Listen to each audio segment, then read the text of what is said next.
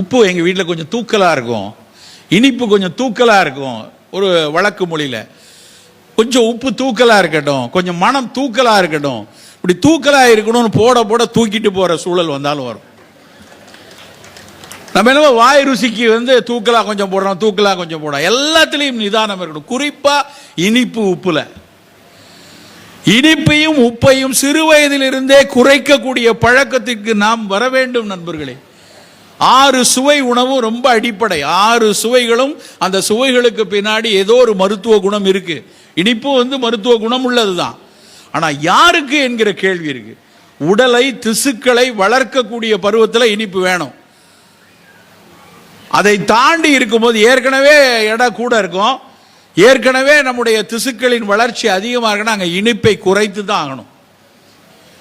Sweet எடு கொண்டாடு விளம்பரங்கள், ஸ்வீட் எடு திண்டாடு அப்படின்னு போடணும்.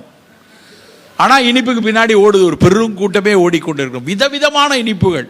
நீ ஒன்றை மறைச்சேனா இன்னொரு புதிய இனிப்பு வருது. புதிய புதிய இந்த குப்பை உணவுகளின் கூட்டம் உலகெங்கும் இங்கே தான் 140 கோடி பேருடைய சந்தையாக நம்ம பார்க்குறாங்க. வெகு சமீபத்தில் ரொம்ப ரொம்ப ஒரு நவம்பர் 18, 2025, 3 மாதம் ஆச்சா, நவம்பர் 18, 2025 ஒரு பப்ளிகேஷன் வந்திருக்கு லான்செட்ல இருந்து. லான்செட்ல முதல் முறையாக யூபிஎஃப் என்பாங்க, அல்ட்ரா ப்ராசஸ்டு ஃபுட்டு.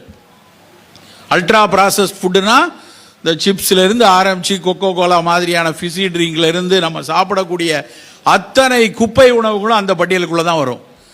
எதெல்லாம் நீ ருசிக்காகவும் வணிகத்திற்காகவும் மிக அதிகமாக பல்வேறு ரசாயனங்களை கொட்டி பல்வேறு ப்ராசஸ் என்ஜினியரிங் மூலமாக உணவின் வடிவத்தை, சுவையை, நிறத்தை எல்லாத்தையும் மாற்றி மாற்றி கொடுக்கக்கூடிய உணவுகள் எவ்வளவு நோய் கூட்டத்தை உருவாக்குதுன்னு எழுதியிருக்காங்க.